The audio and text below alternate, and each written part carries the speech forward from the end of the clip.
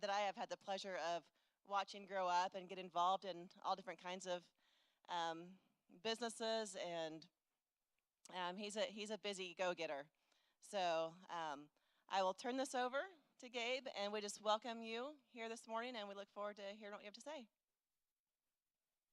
Thank you. Good morning, everyone. It's been a little bit of time since I've been up here again. So I think last time I was up here, I was a sermon illustration. So it's a lot nicer to come back when I'm presenting something else. But for those of you who don't know me, my name's Gabriel Nechtel.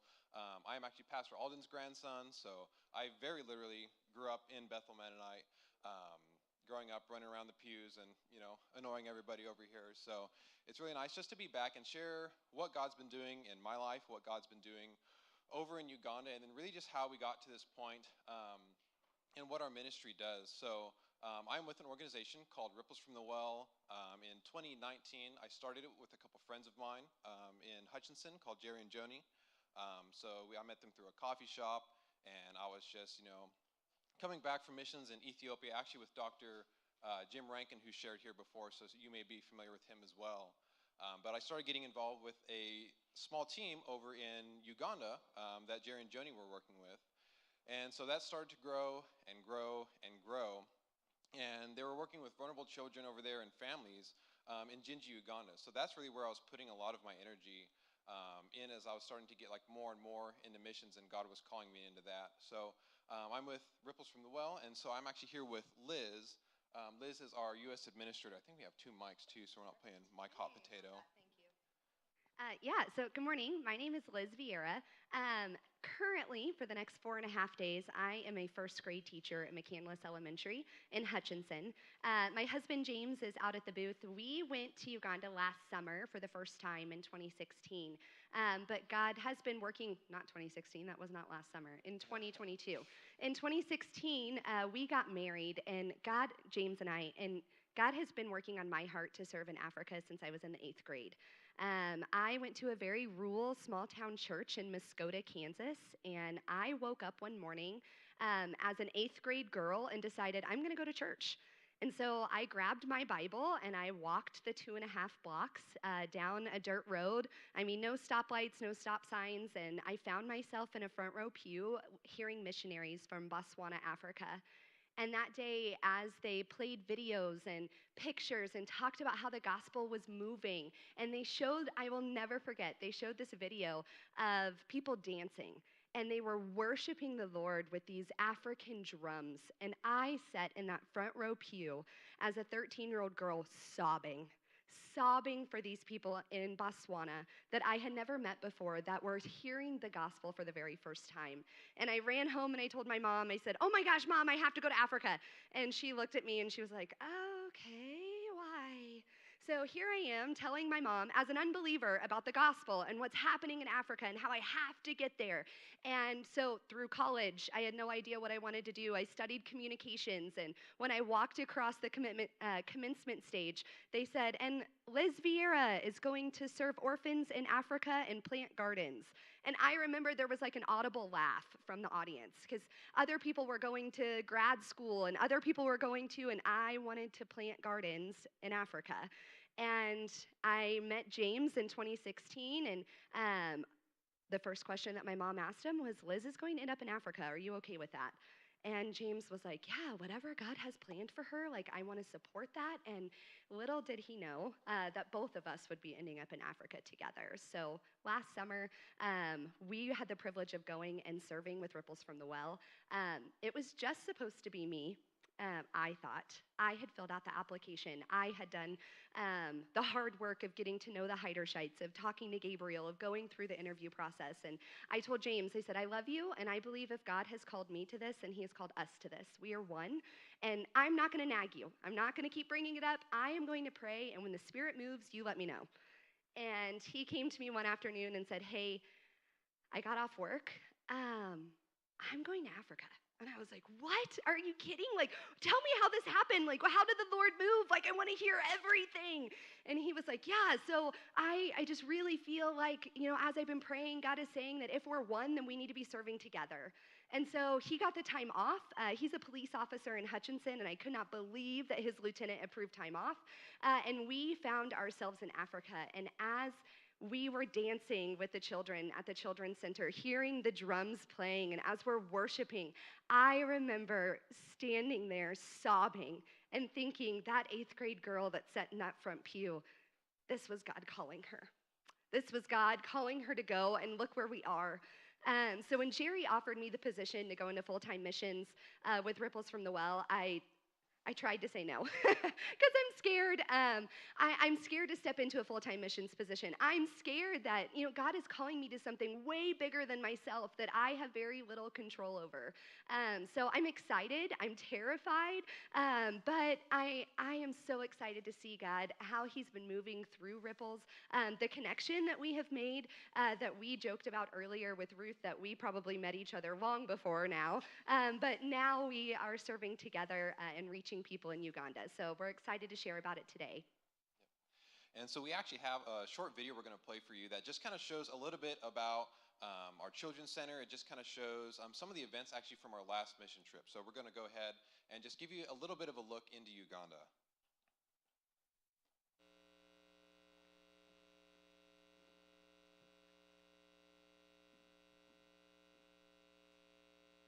Ripples has really done a lot of great work in uniting and giving back to community and reminding us really that we should take Christ the Savior always as our guide and, keep the strength, keep the life of children, still moving on.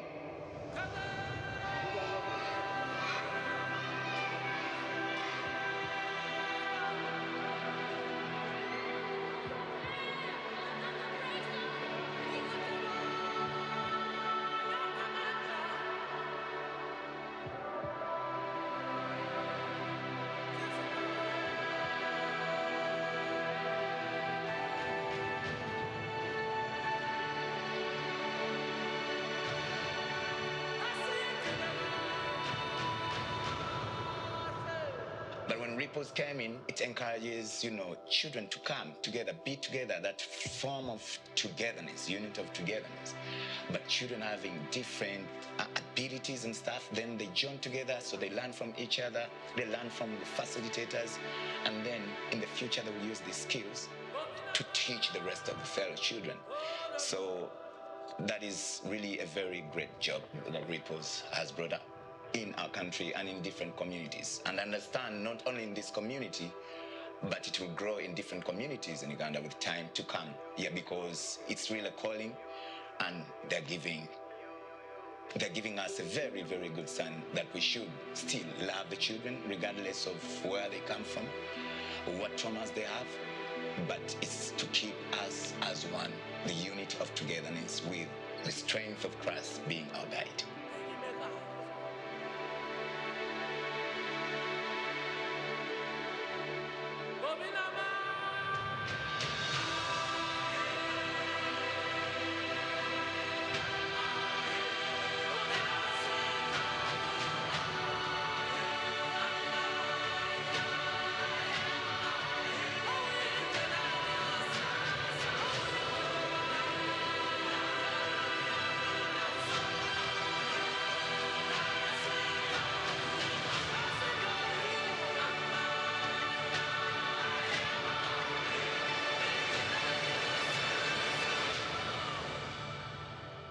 Ripples has really done a lot of great work in uniting and giving back to community.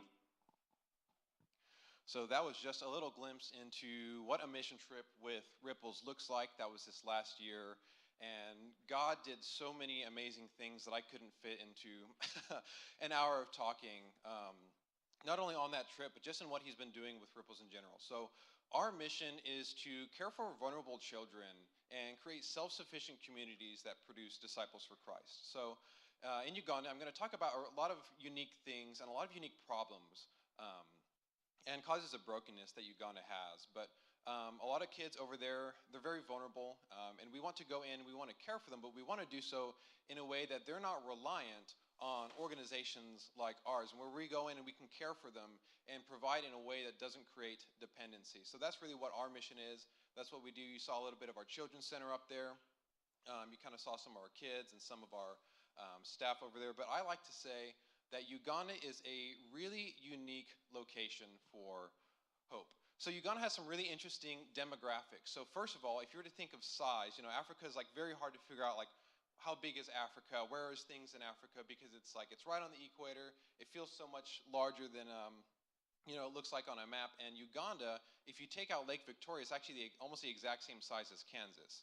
However, Kansas has about 3 million people, and Uganda has 46 million people. So it's a little bit larger, about 15 times as much population. So if you were to take the entire greater LA metro, add it to what's already in Kansas 4 times, that's about the population density of Uganda. So very populated.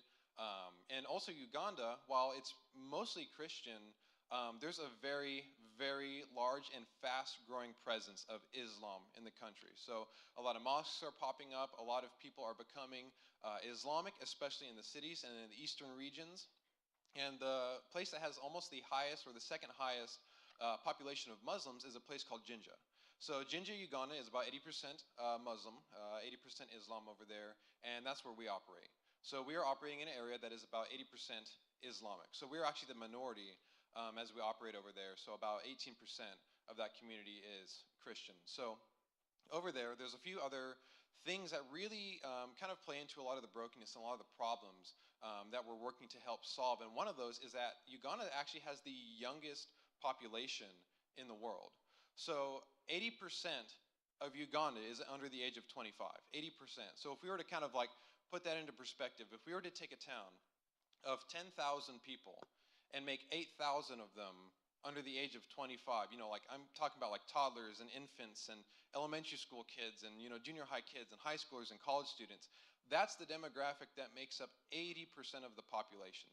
So now, let's introduce some other things. Now let's take away a quality education. You've already got a rambunctious group if 80% of your population is, just children pretty much. And then you take away things like education. And then they have, food insecurity where they create, desperation out of that. And so that gets into this cycle of brokenness where you have this broken system, where you have that insecurity. You have the lack of shelter. You have a lack of the family unit. You have a lack of like all these things in this extremely young generation. And then you have like, sin, like, and things like polygamy, like thrown into that entire mix. And there's no leadership that these kids can look up to think, okay, like what's the right thing to do? What's like the moral compass of this? And especially when 80% of it is Islamic, there's not a moral compass that these kids have to follow. So then, pregnancies happen at a very young age. Actually, there was a story where we were able to care for a girl who was 13 years old and she was pregnant. So our faith team and our social work team went out to go and to minister to her and to help her have safe delivery at that young of an age. And there's just so many tiny stories like that, which, it seems like that's actually a very big story, but there's so many of them that it's like you just get lost in, the ocean of all this happening and this young generation that has this constant cycle. So not only, is all those issues, thrown into that, but poverty, is also a massive part of that as well, where when we talk about poverty over here in the U.S., not to belittle what our poverty is, we think of things like, just like not making rent and, needing, like food support and all that kind of stuff. And that's very serious. But over international poverty is defined as making about less than $2.16 a day. And so the average person in Uganda makes about 62,000 shillings, which is almost $2 on the dot.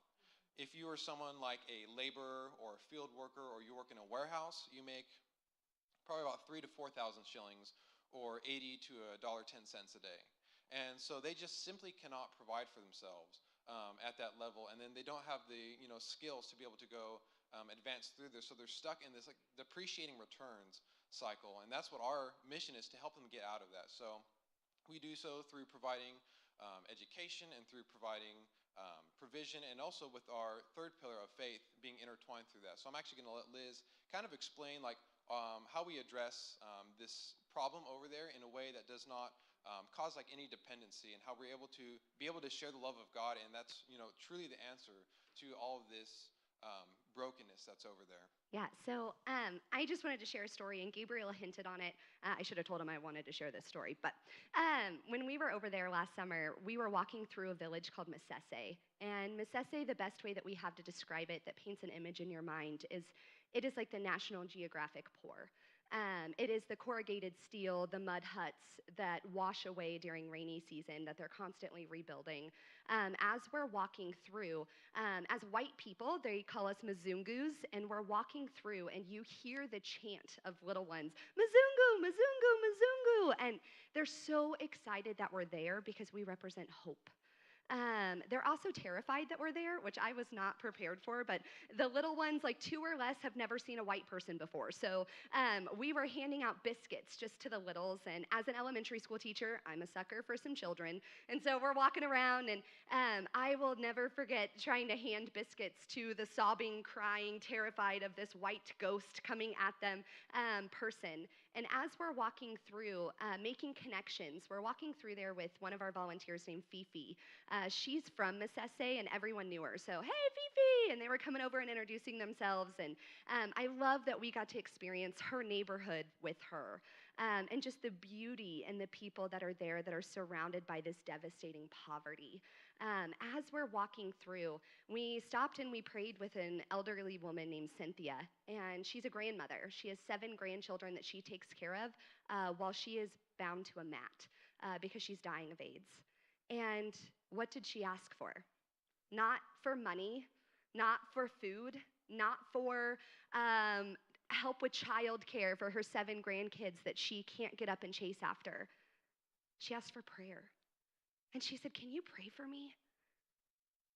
And I remember standing there going, you could ask for anything in the world. Like, we traveled halfway across the world to see you, and you want us to pray with you. As we prayed for her and we continued to walk through the village, this 13-year-old girl chased us. And I'm thinking, like, okay, what does she need? How can I help her? What can I do? The very American way, like, I'm here to help. And I like, what do you need from me? Whatever you need. And she comes up and tells us her story. I'm going to call her Sarah for the sake of the story. And Sarah comes up and says, I'm 13 years old and I'm homeless. And we're like, oh, okay, what happened? What's going on? And she goes, well, I'm pregnant. And my parents have disowned me. I can't go home. As a young woman in Uganda, when I go to bed at night, I shut and lock my door. There's a seal. I have a protection from the outside world where I can rest. That's not a thing when you live in a corrugated steel hut. She doesn't have a lock on her door, and a lot of young women find themselves taken advantage of by men in their community, and that's exactly what happened to Sarah. Sarah was raped and found herself pregnant and now homeless. And her parents wanted nothing to do with her because she brought dishonor to their family. And she's running after us asking, can you pray for me? Can you pray for me? Can you pray for this child? I'm scared. I don't know what to do and I'm alone. And as we're walking through, Fifi, one of our volunteers, takes her hand and says, you're not going to do this alone. I am here for you. We are here for you. And we gathered around her and prayed for her. And Fifi was able to be by her hand in a hospital. We were able to provide a hospital for her where she could have her baby instead of in the bush. And we were able to have a volunteer there hold her hand while she delivered baby Jeremiah. And getting those pictures of baby Jeremiah, I mean, they rocked my world. And that's exactly what we're here for. We're here to create disciples. And through this, it takes a relationship. When you think about your relationship with Christ and how you got here today, how you have this abounding hope and an eternal presence in heaven, there was someone who led you here. And our volunteers in Uganda and us, when we're there, we get to be that relationship. We get to create that connection. And that's what makes disciples. God's plan was perfect for us, and we get to walk them through that. And in entered sin. And this brokenness that we see here, all of those lines coming off of brokenness, that's the prostitution that 50% of moms in Uganda are single moms. And they're doing whatever they can to care for their average of 6 children. And sometimes that's prostitution. It's the easiest way to make money. Sometimes that's stealing, it's theft, it's the polygamy that's leaving these mothers with young children and alone.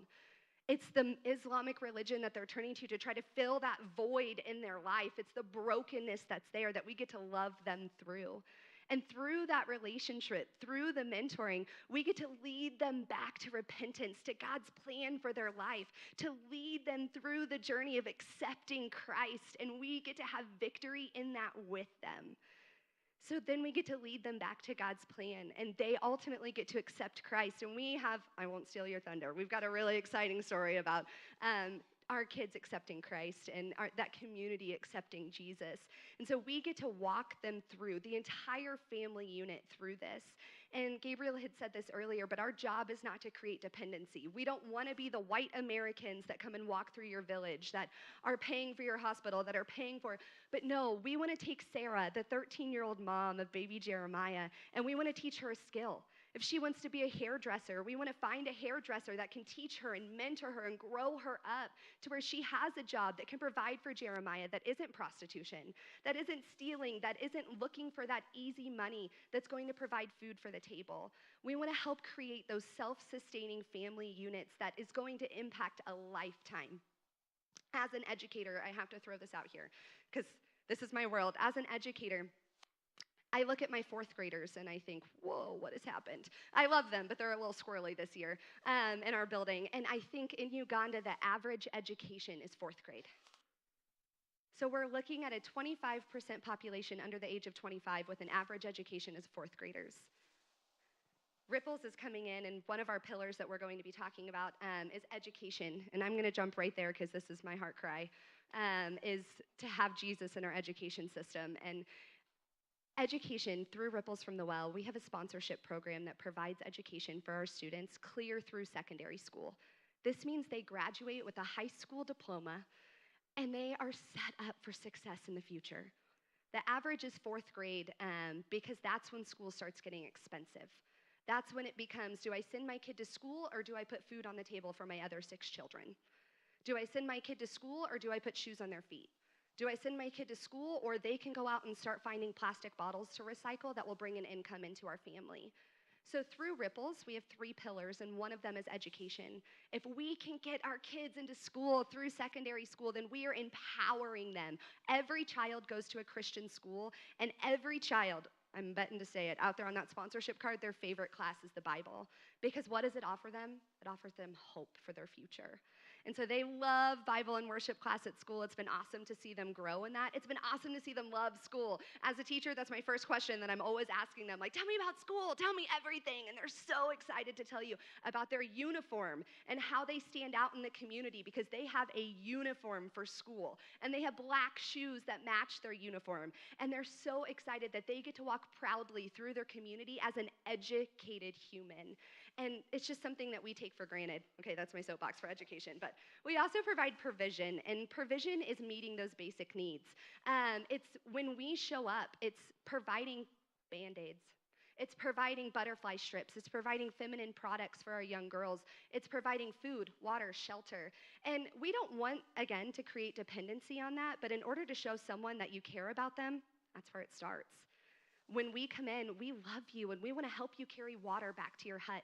When we come in, our volunteers on a daily basis are going out and preaching the gospel and meeting the needs of people in their community. How can we help you? Can we help you pick up trash? Can we help you put your hut back together after the rainy season?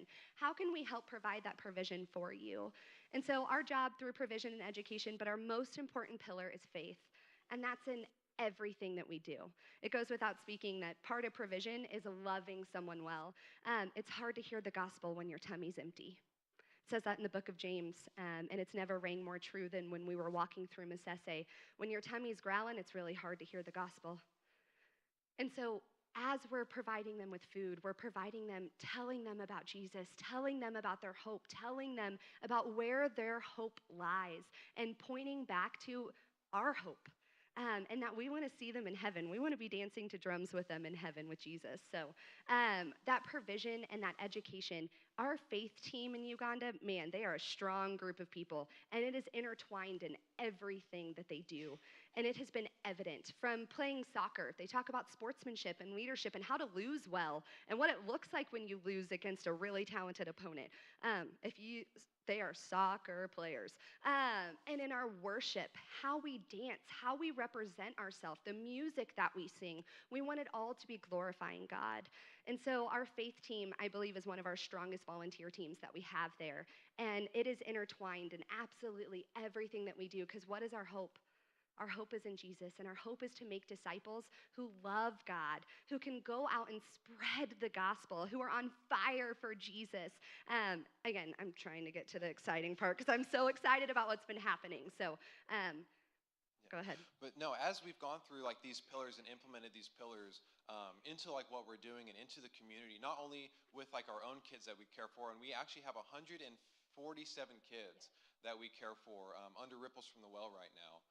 And not only just our kids, but kids in the community as well, because it's like we're not just focused on our kids. Now, our kids are the ones that we provide direct, daily provision for in the education. And I wish I could take on almost 40 million of those kids and just like bring them in.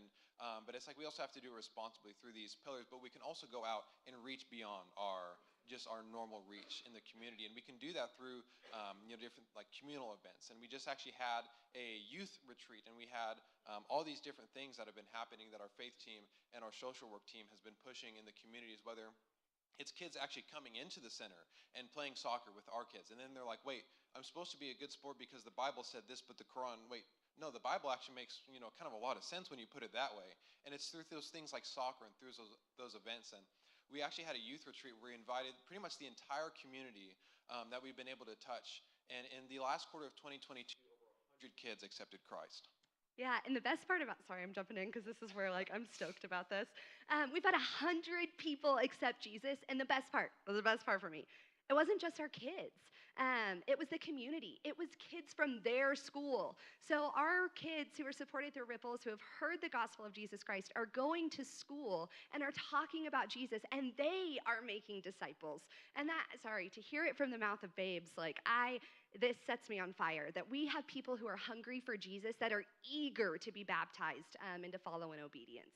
Sorry. Yeah, but no, that's what's been truly amazing to see. It's just like that, that ripple effect that happens through there. And, just to be able to see like, the community and those kids, our kids are actually right now going out with our faith team and preaching in the community. So all of our kids do, they go to Christian schools and they're learning the Bible, and they're also learning apologetics, because it's like, you're kind of outnumbered, 80% Muslim, it's like you need to learn how to defend your faith, but also to go share your faith. So our kids are becoming future change agents for their communities in a way that does create that self-sufficiency that we're striving towards.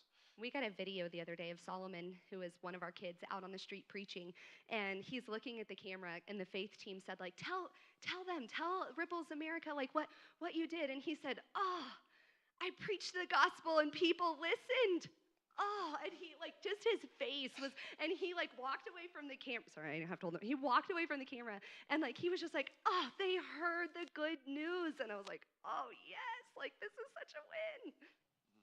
Yeah, and so it's just been amazing to have, those kids go out and experience that for themselves. And we have a really unique opportunity, not only in Jinja, but also in Kampala and also in other communities. As Ripples is growing, we want to reach more communities, because this system that we have, it's working. People are coming to know Christ, and we have been having the honor to just go out and share the gospel in those communities. And God just opened, it feels like every single like door we go through has just been open in advance, where really our job is just to be good stewards. Our job is just to be obedient to where God is calling us. And He's been opening so many doors so fast in other parts of the community and in other cities and in other areas where, like, maybe there's not just Ripples Wanyanye Jinja, but also in Masese Jinja, and also in downtown Jinja, and also in Kampala, Uganda, and Nairobi, Kenya, and Tanzania, and all across, of Africa, and maybe even into Southeast Asia and Mexico and the United States. Like, I don't know where God's going to lead this ministry, but doors have been opened in ways that I can't even fathom.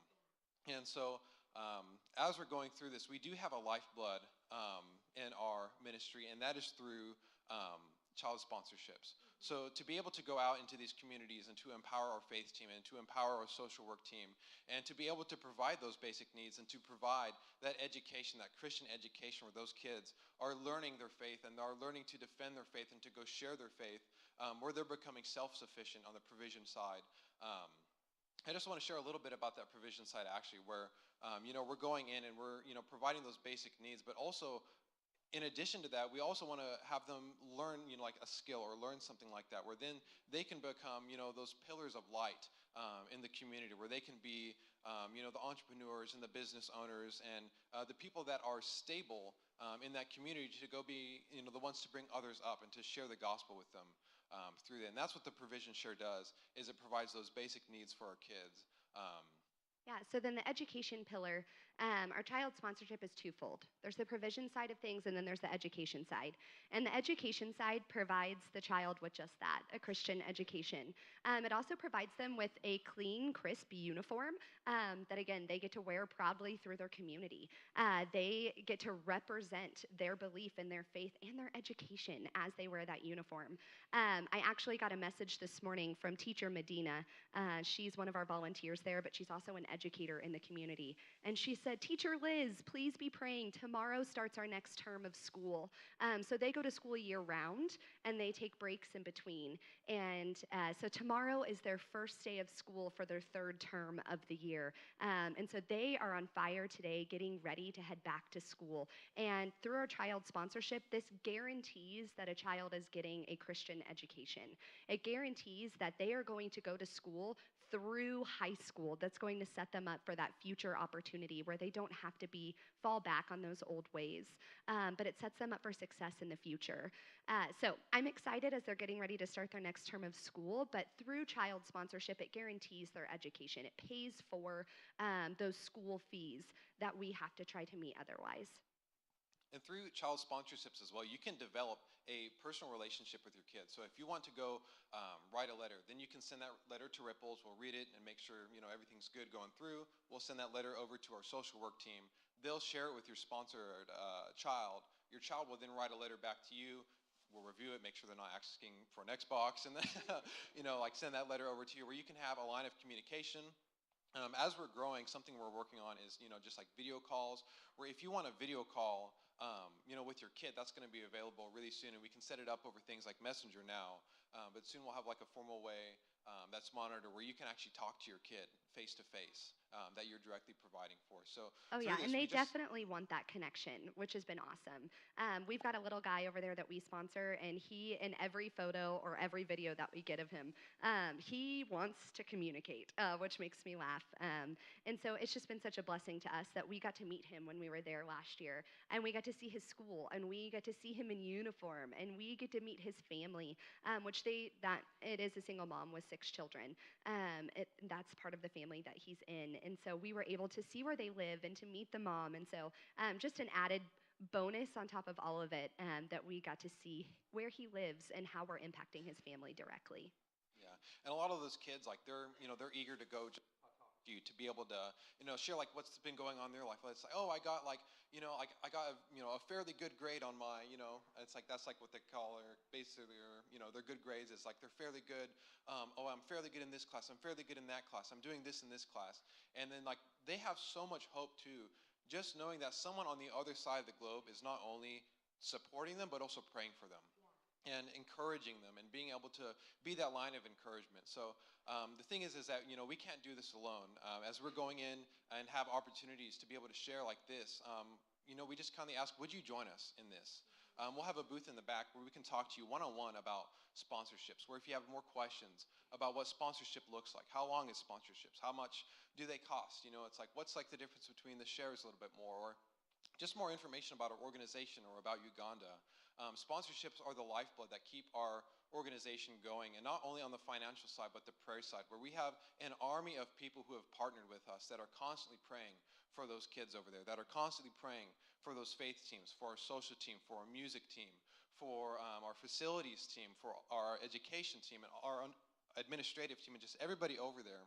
And we have this community that we would love for you to be a part of. So we'll have a booth in the back, and we would love to share with you after the service And then also, I want to just open the floor right now for questions. If you have any questions about Ripples, what Ripples does, anything about child sponsorships, we'd love to just hear what questions that you have.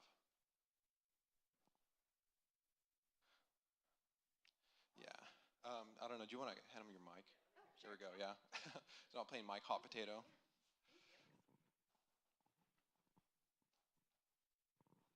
You said that about 80% of the faith is Islam. Do you get pressure from them for not liking your religion, or haven't you run into that yet? Yeah, we have run into that. A lot of it is on the family level. So a lot of the families actually are Islamic. So a lot of our kids that attend our program, a lot of them were either, are still Muslim. We do have Muslim kids that are going to a Christian school in our program, and we have Muslim parents. All of the parents actually fill out a form where they consent to sending their kid to a Christian school and to be a part of our program. And we have had some pushback from the community from that, Muslim demographic. Now, most of the Muslims are Sunni, pretty passive, but at the same time, we have had like some pushback from the community and some, just like some kind of almost interrogative tactics from the local area. And we actually just moved our children's centers. Our old children's center was right across from a mosque. And so it's like, we have, just that presence all around, pretty much where we are, just that Islamic presence constantly pushing on us. But it's like, that's why we're focused so much on the apologetic side, where our kids can push back because they know what the truth is. We've also had some pushback on, can you hear me okay? I'm really loud, so, okay. It's my teacher voice, sorry. We've also had some pushback from communities, not just the Islam population, but it's really, I hate to say popular, but it's really common there for witch doctors, witch magic. And so the family actually of the little guy that we support, his older sister, her name is Immaculate, and she accepted Christ, and her mom is a witch doctor. And she has received a ton of persecution from her own mother that comes in forms of verbal and physical abuse, that we have really surrounded her with prayer, with support, our volunteers there, making sure that she is safe in that family. So it's not just the Islam community that's pushing back, but we also have some pushback just from tribal witch doctors it's common in that area, unfortunately. So the plus side to that is that we have young men and women who are very strong in their faith, who are receiving persecution that we'll probably never see on this side of the world. So yeah, just wanted to answer that as well. Yeah, thank you for that question. Are there any other questions about Ripples or child sponsorships or anything about Uganda in general?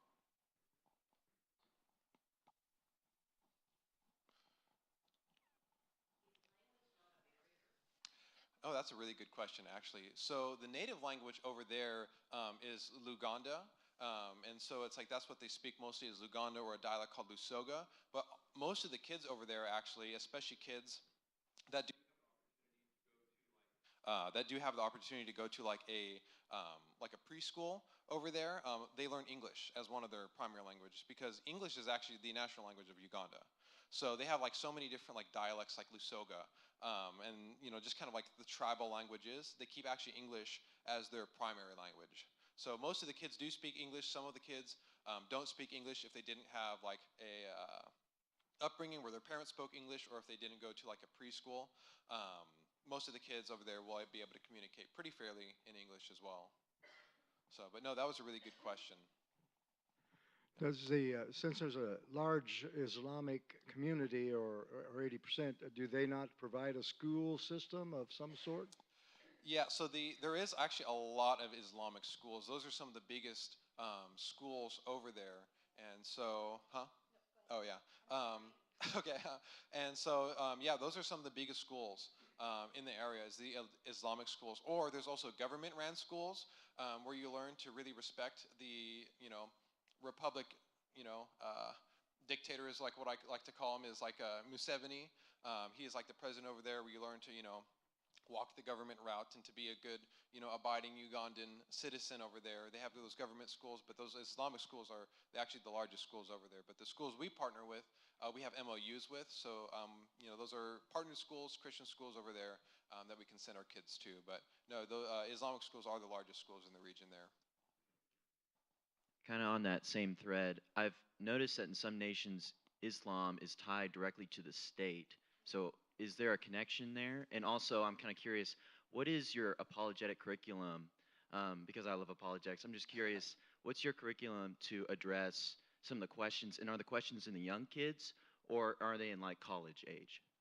That's a really good question too. So in terms of the integration, like with the government, Islam's pretty separated over there. It's like there is definitely a lot of like Islamic people in government, but Jinja and kind of like the eastern region is where that's most prevalent. So local government, there's a lot of Islam tied in, but in terms of the broader side in the country, it's not as tied into there. And on the apologetic side, our faith team works directly with our kids for the apologetics, and what we really focus on is just like tying to truth in that, and it's like defend your faith in ways where they also, especially in that community, they kind of have an understanding of the Quran as well. They have an understanding of Islam because it's almost like politics. It's like you can't just know one side without the other side, and especially with a lot of their parents being brought up in that. The big focus works on is to create that contrast where it's like, here's the truth in the Bible, and here's the contrast that you grew up in. And so then really just strengthening those, like how do you defend that contrast then? And that's kind of our curriculum over there, is our faith team is teaching a lot of the apologetic side of things. So no, that was a really good question. Thank you. Yeah.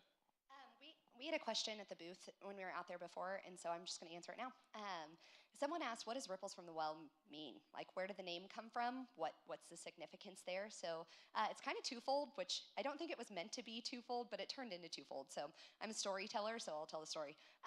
Ripples we want to make a positive impact, one relationship at a time. So create that ripple effect in everything that we do. So even us being here today, like how can we today, being here, create a positive ripple moving forward? We share the story, and then you share the story, and then you share the person that you shared with, and so we're creating those ripples for the gospel. And then the well is Jesus. All who thirst. And so he is the well, but also we're located right on Lake Victoria in the Nile River. And so they call that the well as well. It's their largest body of water, the second largest in the world, right? Wanted to make sure. But in Africa, yes. Okay, second largest in Africa. But so we're right on the Lake Victoria and the Nile River. Last summer when we were there, we took a boat ride down the Nile River just to see what we could see. And we had a local tour guide who didn't know us from Adam. He had no idea who we were. And he said, do you see that over there? And we're like, yeah, that's beautiful. And he goes, well, that's known as Ripples Falls. It used to be a very large waterfall. It's now very tame, but during rainy season, there's more water. And he goes, it's known as Ripples Falls. It creates ripples as it falls down throughout the Nile River. And we were like, oh, okay, cool. And then as we continue down the Nile River, there was like, when you hold a hose underwater and it creates like this fountain, there were these little like fountains coming up. And I was like, what are those over there? And he's like, oh, those are natural wells coming up from the bottom of the Nile River that feed it from Lake Victoria. And so as we're sitting in this wooden boat going down the Nile River, here are ripples and there are wells. And I was like, okay, God, like I see you in all of that. So we want to create a positive ripple effect wherever we go. In Uganda, in America, here today, but also we know our well and what we thirst for and who is going to quench that thirst, and that's Jesus. So that's where the name comes from. Awesome. Before we wrap up, do we have any final questions? Awesome. Well, thank you so much for your time. Something that we would like to do, whether you're considering sponsorship or not, is to take a prayer card as you leave. We'll have just some images of our kids. If you would just mind taking one of those images, hanging that image on your fridge, and just praying over one of those kids faithfully. You just walk across your kitchen and you see your kid on your fridge, just to pray for them. Pray that they would just, come to know Christ, and if they already know Christ, that they would just draw close to Him, that they would strengthen a relationship with Him, and that you would just be, a source of encouragement halfway across the globe for them. So we'll have those prayer cards as well at our booth. So if you would just mind stopping by and taking one of those prayer cards to pray for one of our kids. So, yeah, thank you so much for the opportunity to be able to share this morning as well. All right, thank you. If you have any other questions, Gabe and Liz and crew will be back there. stop by the booth and look at some of the pictures of the kids. And if God's laying that on your heart, consider that. Thank you guys for speaking to us. And they'll be back again during our service and give us a very brief abbreviation of what we just heard. But thank you all for being here.